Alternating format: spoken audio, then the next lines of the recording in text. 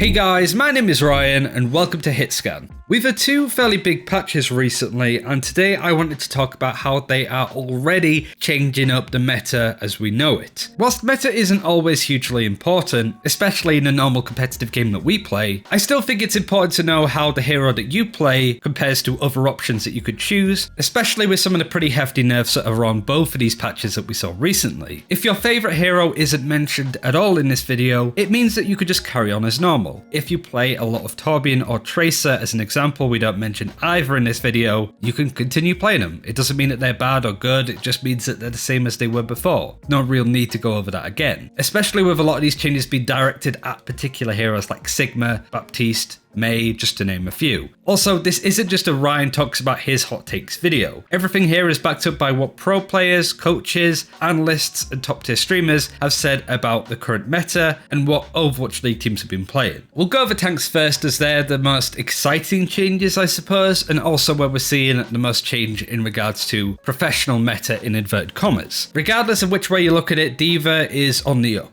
The buffs to the boosters, making it so you can dash around every 3 seconds, is an incredibly nice, incredibly fun change that's been added into the game. It's not caused D.Va to have a full resurgence in pick rate if you're looking at overbuff, but those players that do enjoy playing D.Va can certainly do so more now than they have over the past 6 to 12 months. Hell, even some pro teams are running her in scrims, according to Made, who was a coach in a contender's region. He said that people who are scrimming in the East tell me that D.Va, Ryan, May and Reaper is most popular over there. Emon confirmed something similar, saying that that's what he heard as well. What tanks are in next meta? I heard Ryan D.Va, believe it or not. I heard Ryan D.Va. It makes sense though. It makes sense.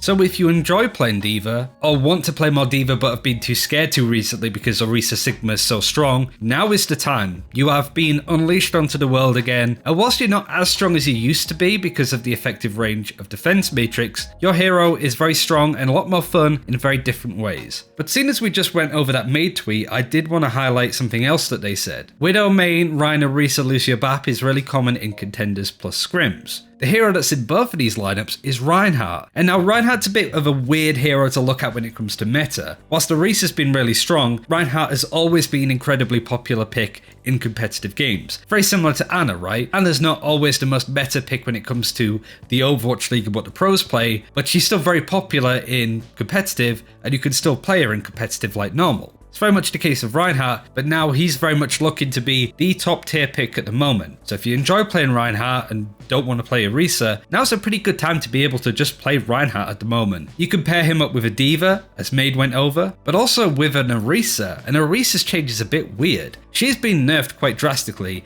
in both of these patches that came out in the last couple of weeks. Her damage on her fusion drive has been nerfed, her fortify cooldown's been upped, the halt snare duration has been reduced, the damage reduction on fortify, she's been hit hard. But if you do enjoy playing Orisa, you still can do. The fact that pro teams are still running Ryan Orisa shows that Orisa is still pretty good in some areas. It's just the role that you play her in might be a little bit different, because instead of a main tank, if you're playing with a Reinhardt, you're playing almost like an off tank in some weird way. I'm not sure really how that playstyle looks, but it's certainly interesting if you want a new way to play this hero. But whilst Orisa's been hit with a lot of different nerfs, one thing that hasn't been hit is her shield. So you can still play her in the same way that you could previously. You still put down a shield and sit behind it. It's just some of the other areas are a bit weaker and you should be a bit more careful of, but she's not completely trashed here, not by any stretch of the imagination. But her reign as the meta queen is finally over.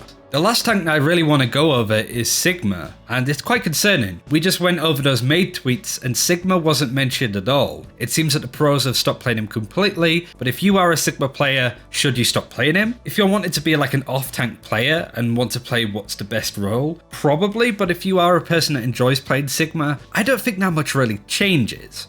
See, Orisa Sigma as a synergy was the really strong aspect, but Sigma in a vacuum felt fine. If you paired a Sigma up with a Zarya or a Roadhog or Reinhardt, Sigma wasn't completely garbage in those lineups, but he wasn't oppressive or overpowered either. He was, decent. So Sigma falling out of the meta I think is more down to Orisa going down in popularity than Sigma just being too bad on his own. It was just that synergy with Orisa that made him foolproof. But if Orisa's played less, Sigma isn't as much of a problem anymore. So I think in those particular areas that I just highlighted, nothing really changes that much for Sigma. You just have to be a bit more careful with your ultimate because you can be interrupted a lot more frequently, and that's about it. The range of your hyperspheres is the same. That didn't get pushed onto the live service from the PTR. That idea was scrapped. So Sigma really isn't that bad. He's just not the ideal choice for the top 1%. And if that isn't you, then I wouldn't necessarily worry about it too much. All of the other tanks that I haven't mentioned, if you play them a lot, keep playing them, they'll be perfectly fine. Support is another really interesting area, especially when you look at Baptiste, who was hit with a lot of different nerfs. The duration of his immortality field, the cooldown on it was increased,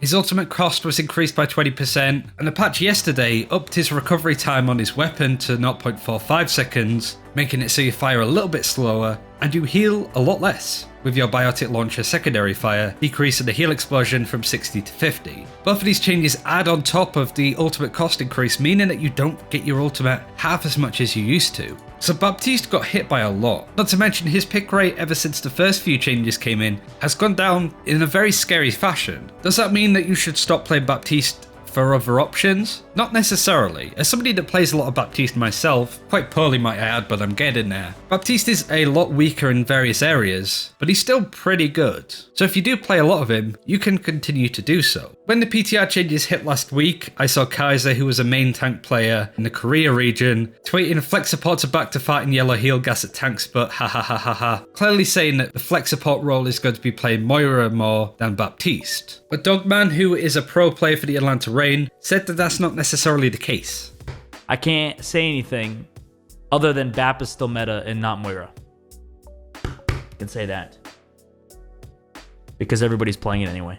I think this is a good change for everybody. If you don't like Baptiste, then he is a lot weaker now than he was before. His immortality field is still incredibly strong, but it's up a lot less frequently. And in general, you have more freedom to choose other options. If you do like playing Baptiste, yes, you have been nerfed in multiple areas, but he's still one of the better options to run in the support role if you want to. I think a lot of people jumped ship when they saw the first nerfs, being like, oh, well, we can't play Baptiste anymore. Couldn't be further from the truth. Not only is he still good, but he's still looking likely to be the best flex support that the pros and the top 1% are using. So you have a lot more freedom with the meta less set wherever you're playing. Seeing as I just mentioned Moira, can you still play her? Should you be playing her more? She wasn't changed in these PTR patches, but she could definitely benefit from the fact that Baptiste is a little bit weaker, and it's more likely that Moira will be picked up a little bit more because of it. With heroes like Reinhardt coming back, we could see more brawly comps in a similar style to how Goats has been played in the past. So much like what we saw at the end of the Overwatch League last year, we could be seeing a lot more Moira Lucio. Lucio will come on to in a second. Kaiser did say it was coming like we just went over, but I think it depends on what the rest of your team is playing. If your team is running like Lucio, Reaper, Reinhardt, Zarya, Mei, really close death volley kind of comps, Moira might be the better shout there. You should definitely pick her up when she's appropriate to play. However, if you're playing something a bit slower and you want to fight from range, Baptiste is a lot better at that than Moira is. It's not completely set in stone. You can pick and choose between these and then say Ana and stuff, but Baptiste and Moira are looking to be some of the better supports going forward into this new meta. Lucio, if you play a lot of Lucio, you're going to love it, because whilst Baptiste and Moira are looking to compete on who's the best flex support, in that main support role that pro teams like to run, it's always going to be Lucio at this point. Heroes like Reinhardt come back, which is nice synergy with you playing Lucio. If things start to get more deathbally, Lucio's going to be great for that too. You don't have to run Lucio at all, but I think if you do enjoy playing the Frog, he feels just as good as he did before, if not a little bit better. So have fun with that. I know I will. I think there's only really one loser, and I don't really think it's by much at all, and that's Zenyatta. If you've been playing him, I think you can continue to do so, but Zenyatta was picked up a little bit more with this double barrier pick comp alongside Baptiste, just because he's very good at putting a Discord orb on a tank and just burning them down. If we start moving away to more Lucio brawly comps and a bit more deathbally, or maybe even dive in some capacity, Zenyatta does become a little bit weaker in that situation. I still think you can play him. I think you just gotta sort of pay attention to what your team and the enemy team are running, because some situations just aren't going to be very good to play Zenyatta in. So I'd say he's a loser, but not by a huge amount. Now that leaves us onto the DPS, and I think the most interesting DPS changes that we've had over the past couple of weeks has been the McCree buffs. Now, he was only left with one. The PTR had a couple, increasing his health to 250, turning him into a right fatty, but he ended up shaving it off very quickly. Those changes did not go through, and the only buff that he got was his Deadeye firing in a 360 way. It no longer locks your aim, so it means that you can do some pretty cool stuff on it. It's not huge, but it's a net buff for McCree. I think what was more interesting is that McCree had these really weird changes on the PTR, but even then, pro players Carter and regular guy that likes to talk about and sometimes rage at the game Samito said that these McCree changes weren't that good in comparison to some of the hyperbole that's been thrown around. And I'm certainly inclined to agree with what Samito said about what makes main Reaper better than McCree. It's not necessarily the 250 HP that they both have. McCree, kind of bad. Like, actually, he's really bad. Like, I think he's okay in situations, but, like, even if he's more tanky, his shot speed is noticeably slower. And, like, he doesn't compare to Mei and Reaper's invulnerability, right? Like, at the end of the day, Mei, Reaper, and Moira, all three have a get-out-of-jail-free card, right? No matter what kind of bad position you're in, you can use their left shift, primary ability, whatever, Fade, Wraith, Cryo Freeze, and just get out of any bad situation, right? Other heroes aren't that forgiving. If you play McCree, then this is going to be a nice change for you to do some pretty cool stuff with. But ultimately, it's not enough to get him to overtake the likes of Mei and Reaper, who, again, going back to the Mei tweets from earlier, said that Mei, Reaper, and Widowmaker were the most popular DPS options that were ran at the moment. If there's any changes to Mei and Reaper's shift abilities, that's where we might start to see a bit more McCree. But it's interesting that Blizzard went back on those changes. Maybe because the feedback was what I just went over. Mei was nerfed in the first patch. She slows a lot slower. But similar to Baptiste, she is still looking to be fairly meta regardless of the nerfs that she had. Again, Reaper very similar. The lifesteal effect has been reduced by 10%, which makes him worse, sure, but not realistically in a way that his position is threatened.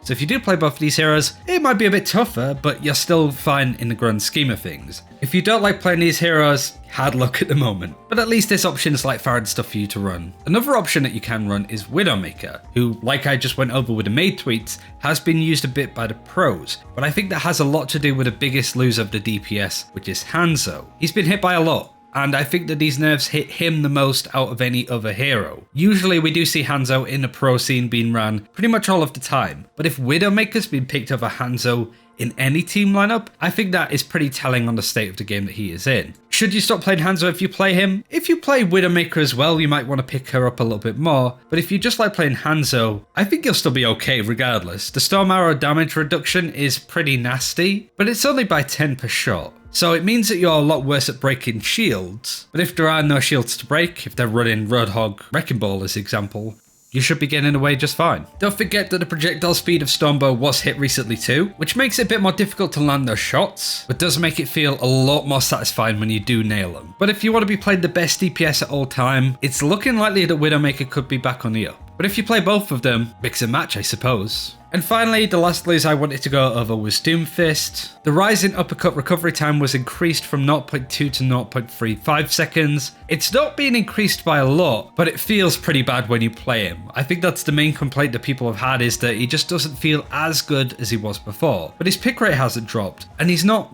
dreadful after these changes. It's not like he's completely crap. It just feels very clunky, and I don't play a lot of Doomfist myself, but even I could sort of feel, oh yeah, I don't know how I feel about this. But Doomfist is still a great hero in the right hands. So if you play him very well, and you have been playing him over the last couple of weeks, these changes have been out 10 days or so, so if you're doing okay now, you can continue to do so. And that's everything that I wanted to go over. Like I said at the start of this video, anybody that I didn't mention, things are just the same. A lot of the changes in both of these patches were very much directed at a particular hero. There wasn't like a random Torbjorn or Symmetra buff in here as well. It was very much dedicated to nerfing heroes like Sigma and Orisa and Baptiste, as opposed to just changing up random bits and pieces. So I know there's a lot of players that play Bastion, Torb and Symmetra that really would like some love. I fully understand that, but maybe we'll get that over the next couple of weeks. I wanted to approach these kind of videos differently. In the past, I kind of go, this is what the meta is, take it or leave it. If you don't play these heroes, hard luck. I really talk to you guys that just enjoy playing the hero for what they are, as opposed to just playing them because they're meta, which I don't really think a lot of players do. If you enjoy and love playing Sigma, should you still play him? As opposed to, don't play Sigma, he's not meta anymore. And I really enjoyed making this video, and I hope that you enjoyed it as well. Any feedback on stuff like this is appreciated. I want to do this more, especially if more patches are added into the game. And let me know what you think of your favorite hero in the comments below, whether they should get buffed, nerfed, not likely, right? But